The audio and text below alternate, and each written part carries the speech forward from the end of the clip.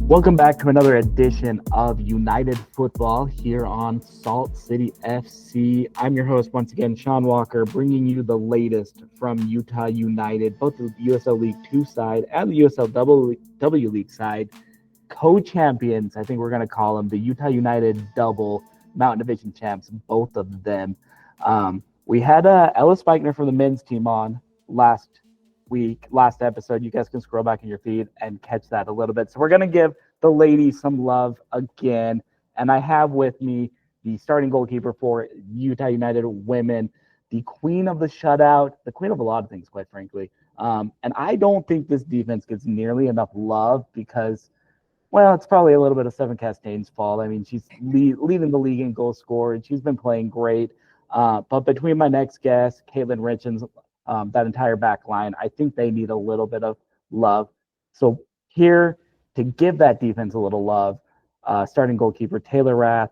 You may know her most recently from her time at Pepperdine. She'll be going into her senior season at Utah State this fall. But before that, she's leading Utah United into the USL W League playoffs, and she's spending a couple minutes here on United Football on Salt City FC. Taylor, thanks so much for joining me. Thank you for having me. I'm super excited to be here and just be chatting with you. For sure. No, appreciate you and appreciate all that you guys have done in the back of that Utah United squad. A team that, again, the goal scoring, the attacking prowess of this team gets a lot of credit. And I'm here to give a little bit of credit to you guys on the defense. 9-1 on the season, Mountain Division champions with all but 3-4 of those games have been shutouts, never allowed more than one goal in a match. And give a little bit of love to your back line, I think, right now. Just what's been so good about this defense in front of you? And obviously the girl between the pipes, I think, deserves a little bit of love in that as well. Yeah, I think, honestly, the defensive back line has been so solid. I think the chemistry between one another and the constant communication and kind of trust we've built as a group, as a whole, to be honest, not just the back line, has really transferred, and we've been able to really showcase that to everybody in the stands and everybody who's watching. It stems from the trust and foundation that we've built in training time and time again, practicing what we're going to be playing. And I think, honestly, it goes to show everyone is willing to give their full effort for each other. You look side by side and, everyone's doing the job for one another. And I think that's where it starts. It's a collective effort, and it's not just, one person really holding down the fort. It's for sure a collective effort, I would say.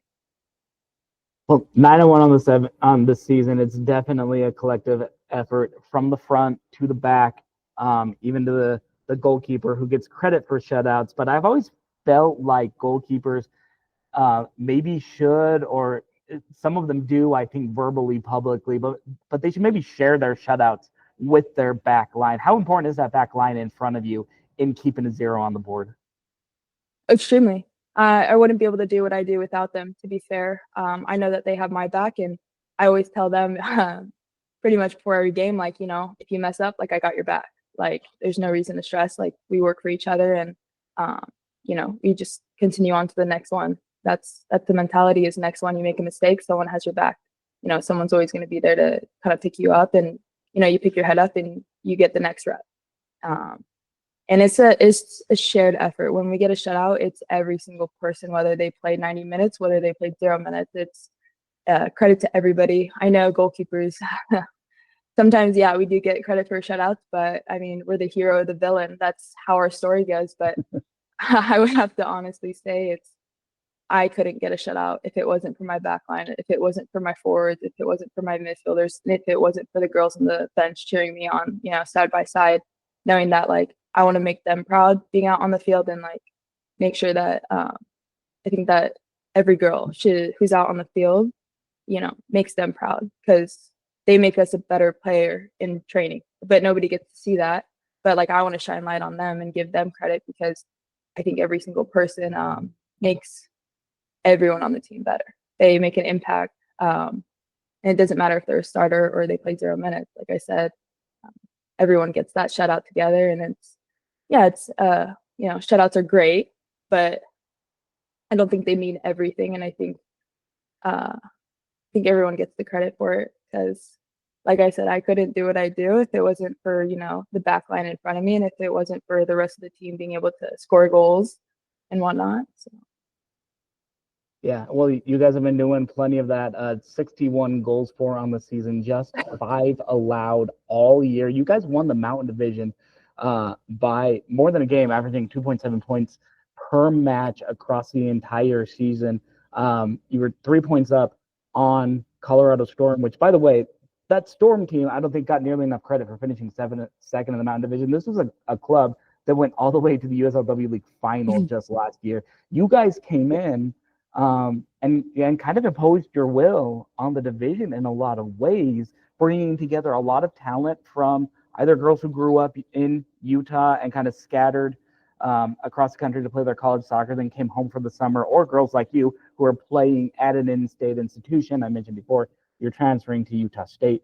Were you surprised at all with how quickly a group with so many different backgrounds from so many different college programs and everything else kind of came together and gelled together, sort of the chemistry that you guys developed so suddenly, it feels like? 100%. I think being someone who only knew two of my Utah State teammates, not knowing any other person before, I was definitely very shocked by how quickly we came together in our chemistry. But it's honestly the girls' personalities. Like everyone is so like welcoming, everyone's so hardworking, and I think the discipline that comes from the girls before like even having to, ask the girls or like have this conversation with the girls of like getting to know each other, voicing conversations and kind of bonding the team. To see the chemistry was just incredible. I was very shocked, especially not being from Utah.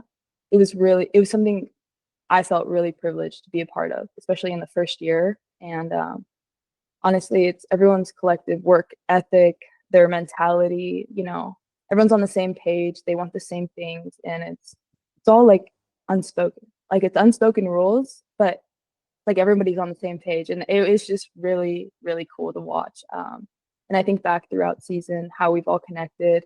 I could go and talk to any girl on this team about like life. I have made great connections. I think it just goes to show like who these girls are. Like these Utah girls they're some of the like most just hardworking soccer players I've met. That off the field, like you can see their personalities. Each personality comes out, and it's really cool. And I would say just it's really special to be part of such a great group of athletes and players and people. It's something that's been a really cool part of my chapter. For sure. Well, your latest chapter bringing you to Utah State for your final season of eligibility. You're from Las Vegas, started your career at UTSA, transferred out to Pepperdine, spent 3 seasons in lovely Malibu, the beaches, WCC soccer, all of that. A lot of people in the state of Utah are familiar with the Waves and kind of what you were able to do there. Had a really nice career there, and I grew up in Utah, and so I say this with all due respect. I love Cache Valley. It's beautiful country. And what Coach Manny Martins, I think, is building up there with the Aggies is really special. So I have a feeling I know some of the answer to this question because I do need to get into this with you a little bit, Taylor. Yes. Logan is not Malibu. Very No, it's famous. not. Logan, Utah is not Malibu, California. What kind of brought you up to Utah State for your final season of college soccer after having a really good, solid career at Pepperdine? I mean, it seems like a place where you kind of could have finished out your collegiate career before turning pro and all that stuff. Was it? Did you just want those Cache Valley winters that badly? Well, it might seem so, honestly. But honestly, when I was kind of making my decision on the school that I wanted to go to, I think I knew my non-negotiables. I knew that I wanted to take a leap of faith and, go at it again with a third environment in college and kind of just get as much exposure and kind of use my last year of eligibility because I feel that I would regret if I did not. And I wanted to kind of like soak up as much player development before beginning like my pro career.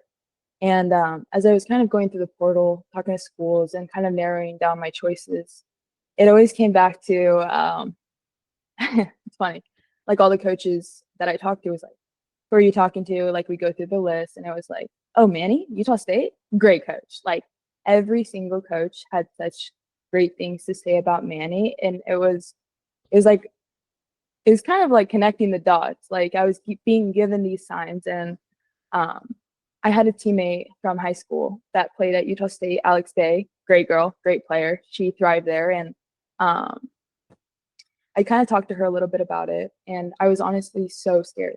I was so scared to go to Logan, Utah. I was so scared to go to Utah. Like if you asked me 4 years ago if I would be in Utah right now, I would probably say no. Like it was not in my I did not see it. And I was still so scared driving those 7 hours to go to Utah. And I think I didn't visit. I didn't see my apartment before. And I kind of saw it like the day of. And I would say that it turned out to be the best thing, the best decision I've ever made. And it was the scariest one. And I couldn't be happier with making that choice because I think that I tend to choose the scarier choices in those risks, as long as the reward is greater than the risk. And I saw that with Utah. As I was talking to Manny, I knew the emphasis of what I was getting into when I was going there. And I really was focused on player development and kind of just like being taken care of. Like that's how I felt when I was narrowing down the schools. And like I had great conversations with all the coaches, but I just felt something different with Manny. Like even just over a phone call, it just felt so like personable. Like you could tell like he cares over the phone. Like and then the way he talked about the program, what he's doing there. He's only been there a couple years and it's completely turned around the program in the most positive way. And I really didn't know what I was getting myself into, to be honest, as I was choosing the school. And, when I made my choice, I was still so scared. And I can confidently say after the spring, like, I love it more than anything. I have never, truly like been so, how do I say it? Like so motivated to be the best that I can be for the people around me, for the girls, like my teammates, my coaches, the program, and Logan, to be honest, like the way it feels like a family there and like the community, like the support that athletes get, it's incredible to be a part of. And like I feel extremely privileged to be part of it. So I think that's what it all came down to when I was choosing Logan. Like, yes, it's not Malibu, but when you live in Malibu, you see the other side of it. You see the sides of it that nobody sees, like some things like natural disasters are a thing there. But I'm fortunate enough to say that, I enjoyed my time at Pepperdine. That will always have a home in my heart, for spending the last 3 years there. But to have another opportunity in college, and to play another year in another state, another new environment, it's something so exciting to me. So, Yeah. yeah. Well, Utah United fans are definitely happy that you made that 7.5 hour drive from Malibu, that you made it up to Cache Valley to Utah State. I know Aggie fans are going to be really excited for you to be manning the pipes. No pun intended with Coach Manning, but for you to be manning the pipes in their final year in the Mountain West before they go to the new look Pac-12, and everything else. And I know Coach Scott and the rest of the United coaches have been really happy to have you in the back of that defense during a pretty historic inaugural campaign for Utah United. What's kind of this team's sort of mindset with the playoffs? Do you guys feel accomplished already, or are you just kind of trying to take it one game at a time and ride this wave for as long as you can, I guess? I mean, honestly, we are all in. We are, we're hungry. Like we're chasing after, and reaching for, the cap. Like there's no stopping. I think every single one of us has, gas in our tanks and we're like full throttle. We're definitely not cruising. We're enjoying every second of it. And we're enjoying every second of being with each other because we do know that the fall season is coming up, and it's, you know, it's flown by. Like, this season is something, this summer has been special. Like, for the first USL team in Utah, to what we're doing, you know, breaking down those barriers, and, you know, we're, you know, making new standards for what next year is going to be. And I think we're going to raise that bar as high as we can. And we're going to keep that bar high so that next, you know, next summer, like, those girls are going to have to compete and, you know, reach that bar as well. I think we're creating a standard with where we're at, and we're, you know, we're not content at all. I think we want to go as far as possible, and we all do it for each other. We're very, it's funny, you know, Utah United, we are extremely united. You know, every single one of us is on the same page, and everyone's hungry to keep chasing, and, you know, we can't get enough. And I think that's exactly what our mentality is. We're all in, and we're going for the whole thing. Well, extremely hungry for the summer of the Utah United. Going to be even hungrier this fall with Utah State. A lot of people from down south in the Orem area going to be secretly cheering on the Aggies. I think there are a lot of UVU fans, a lot of BYU fans, some of your teammates down there. I think Utah State's going to have a lot of sort of second fans with this Utah United run from the Salt Lake and Utah County area as well. You know her as Taylor Rath, starting goalkeeper for Utah United women. Formerly the pride of Palo Verde, now the pride of Utah State by way of UTSA and Pepperdine as well. Taylor, thanks so much for joining me for a couple of minutes, and good luck in the rest of the postseason. Thank you for having me. It was nice chatting.